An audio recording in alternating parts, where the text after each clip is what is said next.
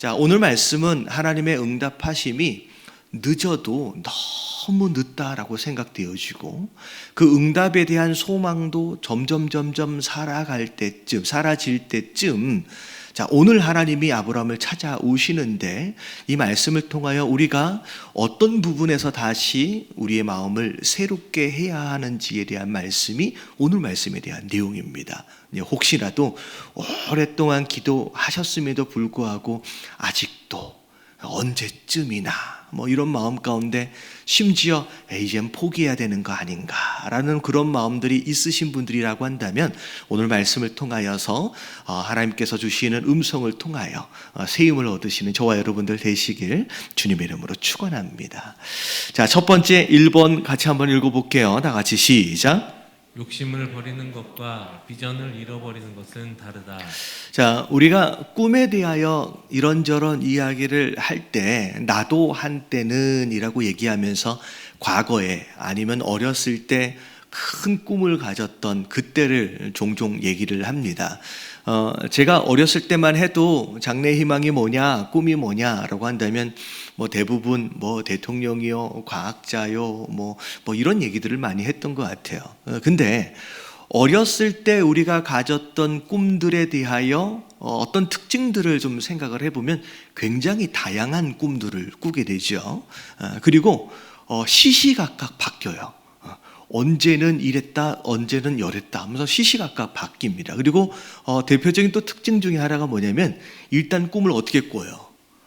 굉장히 크게 꿉니다. 만약에 우리 아이들이 꾸고 있는 꿈들 저희 시대 때를 생각하면 그 꿈들이 다 이루어진다라고 한다면 도대체 한국의 대통령이 몇 명이 돼야 될까 싶을 정도로 굉장히 큰 꿈들을 꾸지요. 근데 공통점들 중에 한 가지가 뭐냐면 시간이 지나면 지날수록 그 꿈들은 어떻게 되어져 가요? 점점 작아지지요. 점점 작아져요. 자, 왜 이렇게 꿈에 대해서도 그렇고 목표에 대해서도 그렇고 세월이 지나면 지날수록 왜 이렇게 소박해지고 작아질까요? 이제 냉정한 현실, 이렇게 맞닥뜨리다 보니까 그 맞닥뜨림 가운데 점점 뭘 발견하냐면 내 자신의 한계를 발견하게 됩니다. 오늘 아브라함의 모습을 보면서 사실 그 모습을 우리의 이런 인생의 모습을 고스란히 우리가 볼 수 있다라는 거죠. 사실 아브라함이 처음 하나님을 만났을 때의 나이가 75세였어요. 굉장히 느즈막한 나이에 굉장히 큰 결단을 하여 하란 땅을 떠나서 그래도 하나님 약속하신 것 붙잡고 큰 도전을 한 거지요. 그래서 가나안 땅에서의 삶을 시작했습니다.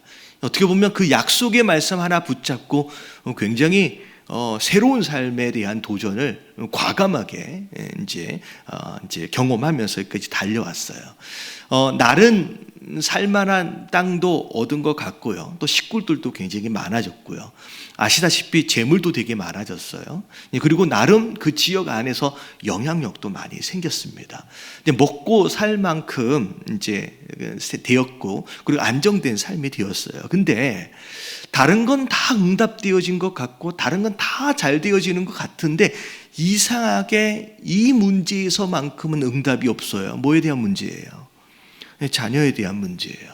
어떻게 보면 마음 가운데 이 문제에서만큼은 여기까지인가 보다. 나는 안 되나 보다. 그냥 이스마엘로 만족해야만 하나 보다라고 나름 어떻게 보면 우리 가정 안에서 허락하시는 그 본질적인 씨앗에 대해서는 어떻게 보면 포기하는 그런 마음들이 있을 때쯤이라는 거죠. 오늘 말씀 배경이. 실제로 다음 주에 우리가 함께 살펴볼 말씀 가운데 18절에 보니까 이제 아브라함이 하나님께 그런 얘기를 해요. 그냥 이스마엘로 그냥 만족하겠습니다 라고 이야기할 정도로 어떻게 보면 사레와 더불어 함께 주실 그 씨앗에 대해서는 거의 포기한 상태쯤 되었다는 거죠. 자, 근데 그런 상황에서 오늘 하나님이 아브라함을 찾아가십니다. 자, 2절서부터를 보면 자, 하나님께서 아브라함에게 뭐라고 말씀하시냐면 내가 내 언약을 나와 너 사이에 두어 너를 크게 번성하게 하리라 라고 말씀하시는데 자, 이 언약이라고 하는 이 표현은 하나님께서 아브라함에게 처음 하시는 말씀이 아니에요. 자, 이미 24년 전에 하셨던 그 언약에 대하여 다시 말씀하고 계십니다. 자, 하나님이 4절에 보니까 보라, 내 언약이 너와 함께 있으니 너는 여러 민족이 뭐가 될 것이다? 아버지가 될 것이래요. 열국의 아비다라고 옛날 성경에는 표현이 되어져 있습니다. 자, 근데 이 하나님께서 다시 찾아가셔서 말씀하시는 요 내용을 보면 과거 24년 전에 하셨던 그 언약보다 훨씬 더 구체적입니다. 훨씬 더 구체적이에요. 심지어 이 5절 말씀을 보니까 자, 뭐라고까지 말씀하시냐면 내 이름을 뭐라고 하지 말래요. 이제 지금까지 아브람이라고 불렀어요. 이건 아비란 뜻이에요. 얼마나 아들이 낳고 싶었으면, 자녀를 갖고 싶었으면 이름 자체가 아브람이에요. 아비란 뜻의 아브람. 근데 자, 이제는 아브람이 아니라 뭐라고 말씀하시냐면 너는 이제 아브라함이라고 얘기를 해라, 불러라. 자, 이 이름의 뜻이 뭐예요? 여러 민족의 아버지란 뜻으로 이름을 새로 지어주시기까지 합니다. 그리고 6절 말씀을 보면 6절 말씀 한번 읽어볼게요. 다 같이 시작. 내가 너로 심히 번성하게 하리니 내가 내게서 민족들이 나게 하며 왕들이 내게로부터 나오리라. 예, 여러 민족의 아버지를 더 확장해서 하나님께서 말씀하시는 거예요. 여러 민족들이 너를 통해서 생겨나게 되는데, 자, 너를 통하여 왕들이 막 생겨지게 될 거라는 거예요. 이런 내용들을 보면, 자, 하나님의 언약은 24년 전 그 언약이 다시 오늘 또 갱신하여 말씀하고 계시는데 더 구체화되어져요. 24년이 지났는데 오히려 그 언약이 더 구체화되어지고 그 언약이 더 극대화되어집니다. 열국의 아버지, 그리고 너를 통하여 수많은 민족들이, 그리고 네 안에서 여러 왕들이 내어 태어나게 될 것이다 라고 하는 말씀을 통하여서 어떻게 보면 24년 전보다 더 구체화되어지고 24년 전보다 더 확장이 되어지는 모습들을 우리가 보는 거예요. 자, 여기서 제가 서론에서 말씀드렸던 것이 있어요. 자, 우리가 꾸고 있는 꿈은 시간이 지날수록 어떻게 돼요? 점점 희미해져요. 점점 소박해져요. 점점 작아집니다. 근데 신기하게 하나님께서 허락하시는 꿈은, 비전은요, 어떻게 보면 시간이 지나면 지날수록 더 구체화돼요. 하나님이 허락하신 비전은요, 더 극대화되어집니다. 여러분, 이게 우리가 꾸는 꿈과 하나님이 주신 비전의 차이라는 거예요. 여러분, 우리가 무엇을 붙들고 살아가야 돼요? 여러분, 내가 꾸는 꿈이 아니라 여러분, 하나님이 주신 비전을 붙잡고 살아가야 하는 줄로 믿습니다. 여러분, 꿈을 붙잡고 살아가는 사람들은 점점점 소박한 인생을 살아갈 수밖에 없지만, 여러분, 하나님이 주신 비전을 붙잡고 살아가는 삶은요, 삶이 더 구체화되어지고요, 더 분명해지고요, 그리고 그 안에서 더 큰 일들을 더 기대하는 삶이 되어진다는 거예요. 자, 근데 중요한 건 이 다음 말씀이에요. 자, 다시 찾아가셔서 비전에 대해서 다시 갱신을 하시는데, 자, 우리의 마음이 뜨거워진다라고 하는 게 그냥 마음 먹는다고 되는 게 아니라는 거죠. 자, 어떻게 해야 자, 다시 불타오르는 뜨거운 가슴이 되어질 수 있는가? 두 가지를 말씀을 드릴 텐데, 자, 이 두 가지는 오늘 1절 말씀 안에 다 들어 있습니다. 자, 첫 번째, 2번 시작. 무능한 자기 자신이 아니라 전능하신 하나님을 바라봐라. 1절 말씀을 보면, 자, 나이 99세나 된 아브라함을 찾아가셔서, 자, 가장 처음 하신 말씀이 뭔지를 볼게요. 다 같이 줄 쳐진 데만 시작. 나는 전능한 하나님이라. 이게 첫 번째 말씀이에요. 아브라함을 딱 찾아가셔서 제일 먼저 꺼내셨던 말씀이 다른 말씀이 아니라 나는 누구다? 나는 하나님인데, 자, 어떤 하나님이에요? 전능한 하나님이다 라고 말씀이 처음 시작이에요. 그러면 하나님이 어떤 분인지를 아는 게 제일 중요합니다. 모세 이야기를 잠깐 들여다보면 하나님께서 모세에게 사명을 주시죠. 그랬을 때 모세가 하나님 앞에서 처음 한 이야기가 출애굽기 3장 11절이에요. 모세가 하나님께 아뢰되 뭐라고 얘기해요? 내가 누구이기에. 이건 나를 아는 거예요. 모세가 자기를 아무리 생각을 해봐도 내가 누구이기에 나는 죄인입니다. 나는 무능합니다. 나는 아무것도 아니라는 얘기예요. 나는 아무것도 할 수 없습니다. 라고 이야기를 합니다.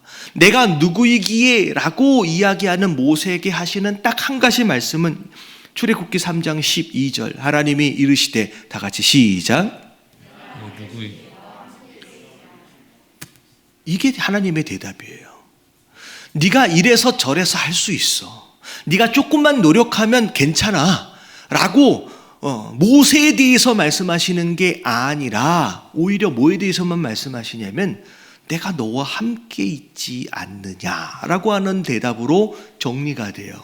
왜냐하면 자, 내가 어떤 하나님이기 때문에 오늘 말씀이에요. 내가 전능한 하나님이기 때문에. 그러니까 오늘 말씀의 가장 중요한 핵심은 뭐냐면 아브라함 네가 어떤 사람인지 그것 별로 중요하지 않아. 네가 얼마나 나이를 먹었는지도 중요하지 않고 너의 환경이 어떤지도 중요하지 않고 사례의 몸 상태가 어떤지도 중요하지 않고 가장 중요한 건 뭐냐? 내가 누군지를 아는 게 더 중요하다는 거예요. 여러분 깨달아지시길 주님의 이름으로 축원합니다. 여러분 자꾸 나를 바라보지 마세요. 자꾸 환경을 바라보지 마세요. 그러면 결론은 끝이에요. 그 결론은 실패예요.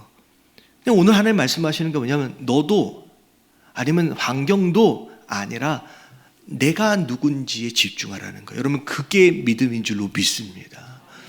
여러분 그래야 이 세상을 이기는 거예요. 그게 믿음이고요. 여러분 하나님만 바라보시는 저와 여러분들 되시길 주님의 이름으로 축원합니다. 자, 두 번째. 자, 마지막 3번이에요. 자, 3번 같이 한번 읽어볼게요. 시작. 하나님 앞에서 행하여 완전해야 한다. 여러분 이 이야기는 굉장히 어렵습니다. 하나님 앞에서 행하여 완전하라 라고 1절에 말씀하세요. 이게 두 번째 조건이에요. 근데 자, 너는 내 앞에서 행하여 완전하라. 모르는 단어가 하나도 없는데 무슨 얘기인지 하나도 못 알아듣겠어요. 성경을 보면 이런 표현들이 되게 많아요. 분명히 한국말인데 모르는 단어는 하나도 없는데 도대체 뭘 어떻게 하라는 얘기인지는 이해가 안 가요. 자, 완전하래요. 자, 우리가 완전할 수 있어요? 여러분 우리가 어떻게 완전할 수 있습니까? 자, 시편 19편 7절을 보니까 여호와의 율법은 뭐하대요? 완전하대요. 하나님 말씀은 완전하대요. 그러면 완전하신 율법을 우리가 다 지켜서 행하면 우리가 완전해질 수 있을까요? 여러분 그게 가능하냐는 거죠. 만약에 그렇게 우리가 완전할 수 있다라고 한다면 성경에 등장하는 그 어떤 인물도 완전할 수 있는 인물은 하나도 없는 거예요. 완전한 이 말씀, 율법을 지켜서 완전할 수 있다라고 한다면 우리는 완전해질 수가 없죠. 근데 중요한 건 여러분 말씀을 잘 들어보세요. 너는 내 앞에서 행하여 완전하라. 다시 말하면 완전하려면 뭐 해야 돼요? 그 앞에가 전제예요. 말씀을 잘 들어보세요. 너는 내 앞에서 행하여 완전하라. 그러니까 완전하려면 앞의 조건이 충족돼야 돼요. 자, 뭐 해야 돼요? 내 앞에서 행하여. 자, 내 앞에서 행해야지만 완전할 수 있대요. 자, 내 앞에서 행한다라고 한다면 우리가 떠오르는 두 가지 표현이 있어요. 첫 번째는 코람데오. 하나님 앞에서. 자, 무슨 뜻이에요? 예전 칼빈의 좌우명이라고 얘기를 하는데 매 순간마다 자, 우리가 누구 앞에 있다? 하나님 앞에 서 있는 사람처럼 그렇게 살아야 한다라고 하는 게 코람데오예요. 자, 이게 가장 먼저 떠오르죠. 자, 그리고 두 번째 떠오르는 게 있어요. 여러분, 이건 영어예요. WWJD라고 해가지고 What would Jesus do? 무슨 뜻이에요? 이게 아침에 영어 공부를 하려니까 힘들죠? 예수님이라면 어떻게 하셨을까? 그러니까 예수님의 시선으로 내 삶을 바라보고 예수님의 뜻에 맞게 내 삶을 조정해 가는 것, 이게 WWJD예요. 이 두 가지가 떠올라요.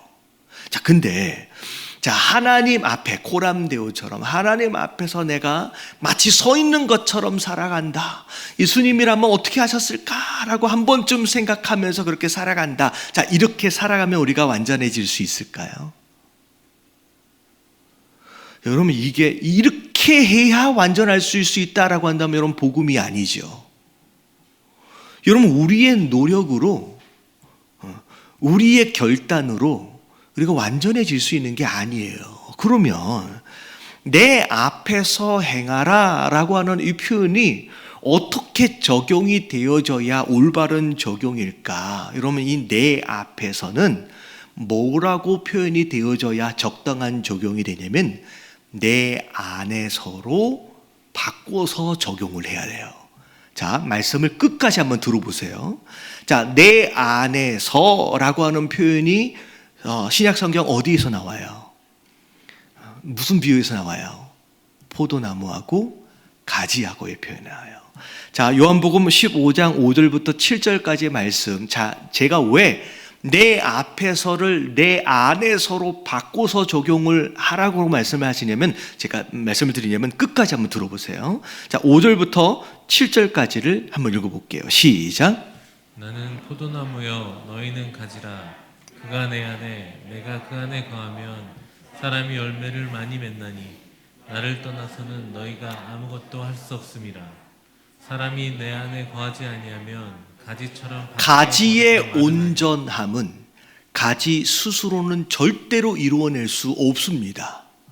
가지의 온전함은 반드시 무엇 되어질 때만 가능하냐면 포도나무에 붙어 있을 때만 가능해요. 가지가 아무리 애를 쓴다고 해서 열매 맺을 수 있는 것도 아니고요.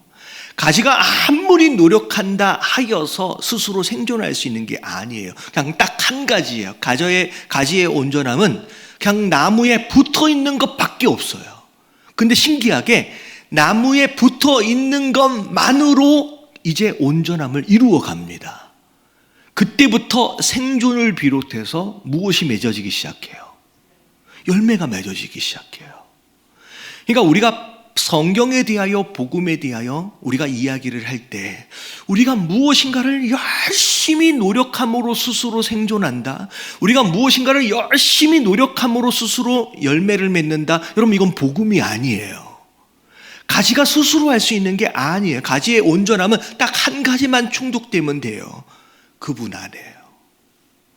가지가 나무에 붙어 있음으로 인하여 그 나무와 하나 되어짐으로 인하여 온전함이 시작이 되는 거예요. 깨달아지시길 주님의 이름으로 축원합니다. 그래서 이 말씀이 요한복음 17장 23절로 전환이 되어지는데, 줄 쳐진 데까지만, 세 번째 줄까지만 읽어볼게요. 시작. 곧 내가 그들 안에 있고 아버지께서 내 안에 계시어 그들로 온전함을 이루어 하나가 되게 하려 하고. 자, 나왔죠? 그들로, 뭘 이루기 돼요? 예수님 말씀하시는 거예요. 그들로 하여금 온전함을 이루도록 하기 위해서예요. 그 앞에 전제가 뭐예요? 내가 그들 안에 있고 아버지께서 내 안에 계심으로 인하여, 다시 말하면 예수님이 하나님과 하나 되신 것처럼 예수님과 우리가 뭐 되어져야 돼요? 하나 되어짐. 결국 그것으로 인하여서 뭘 이루는 거예요? 온전함을 이루는 거예요. 다시 말하면 내 앞에 행하여 온전하라는 얘기는 결국 우리가 누구와 하나 되어짐으로 시작돼요. 예수 그리스도와 하나 되어짐으로 인하여서만 가능한 거예요. 내가 재판장 앞에서 서가지고 내가 어떻게 하면 온전할 수 있을까라고 하는 것을 고민하고 행동한다. 여러분 그냥 그분 앞에서 두렵고 떨릴 수밖에 없는 거예요. 우리가 고민해봐요. 예수님이라면 어떻게 하셨을까라고 아무리 생각해봐도요. 여러분 예수님을 닮아간다라고 하는 거, 닮아가질 수는 있지만 닮아질 수는 없어요. 불가능한 얘기예요. 여러분 우리의 노력으로 될 수 있는 것이 아니다라고 하는 거. 여러분 예수님이 내 안에 들어오시고 내가 그분 안에 거함으로 인하여 하나 되어짐, 마치 나무에 가지가 붙어 있는 것처럼 하나 되어질 수 있을 때 그때서야 온전함이 이루어질 수 있다라고 하는 거. 여러분 그분과 하나 되어지시는 저와 여러분들 되시길 주님의 이름으로 축원합니다. 그래서 열매는 우리가 노력해서 이루어지는 게 아니에요. 그분과의 하나 되어짐으로 인하여서 자연스럽게 맺어지는 것이 열매다라고 하는 거. 그럼 예수님과 하나 되어지시길 주님의 이름으로 축원합니다. 자, 그러면 한 가지만 더 말씀을 드릴게요. 어떻게 해야 하나 될 수 있어요? 다 아는 얘기인 것 같은데 예수님과 내가 하나 되어진다라고 하는 거, 여러분 어떻게 하나 될 수 있어요? 여러분 마지막 한 구절만 더 읽어볼게요. 자, 요한복음 1장 12절 다 같이 시작. 영접하는 자 곧 그 이름을 믿는 자들에게는 하나님의 자녀가 되는 권세를 주셨으니. 여러분 이게 여러분 신앙의 시작이고 끝이에요. 여러분 이것으로 시작돼서 이것으로 끝나요. 많은 제자 훈련들 프로그램들이 많이 있어요. 이렇게 저렇게 우리의 삶을 조정하고 바꿔보고. 근데요 여러분 그것도 나름 우리가 해야 할 노력들 중에 하나일 수 있지만 여러분 신앙의 시작은 이거예요. 여러분 그분과 우리가 어떻게 하나 될 수 있어요? 딱 하나예요. 영접하는 거. 이 영접이라고는 뭐냐면 예수님께서 우리 삶에 들어오시려고 우리의 마음 문 밖에서 두드리고 계세요. 예전에 우리 그런 성화 보신 적 있어요? 문 밖에서 이렇게 등 들고서 두드리시는 예수님의 성화. 특징 중에 하나가 뭐냐면 밖에서는 문 고리가 없어. 그래서 안에서 열어주기 전까지는 예수님이 무턱대고 들어가실 수가 없는 거예요. 그냥 예수님이 바깥에서 하실 수 있는 최선의 것은 뭐냐면 두드리시는 것밖에 없는 거예요. 오늘도 이 말씀을 통하여 마음을 두드리고 계셔요. 마음을 좀 열으라고. 우리는 뭐 하면 돼요? 그냥 열어드리면 돼요. 다른 무엇인가를 하려고 자꾸 애쓰지 마시고요. 열어드리세요. 그래서 그분을 내 마음에 영접함으로 말미암아 내 안에 들어오셔서 마음껏 청소하시고 마음껏 정돈하시고 마음껏 다스릴 수 있게끔 나를 그냥 내어드리기만 하면 돼요. 여러분 그러면 그 과정을 통하여 우리가 점점점 어떻게 되어져 가요? 온전해져 가는 줄로 믿습니다. 여러분 그게 신앙생활이에요. 여러분 내가 막 발버둥 치고 몸부림치고 노력해서 예수님 닮아간다고요? 여러분 절대 행복해질 수 없습니다. 왜? 나는 그렇게 할 수 없으니까. 저는 이 이야기를 이걸 여기 뒤에다가 걸어놓고서 이게 예수님 닮아가는 것보다 더 어려운 게 행복한 것 같아요. 여기서 제일 어려운 게 행복한 거예요. 아무리 노력해도 안 돼. 그 내 마음이 행복해질 수가 없는 거예요. 근데 열어드리세요. 여러분 이 시간을 통하여 또 방송을 통하여 하나님께서 아직도 닫혀있는 마음 가운데 아직 조금만 더 기다려 달라고, 조금만 정리된 다음에 그러고 미루고 계시는 누군가가 계시다라고 한다면 오늘 말씀을 통하여 마음의 문을 열어드리시고 그 안에서 주인 되신 가운데 온전케 하시는 그 하나님의 역사하심을 경험하시는 저와 여러분들 되시길 주님의 이름으로 축원합니다.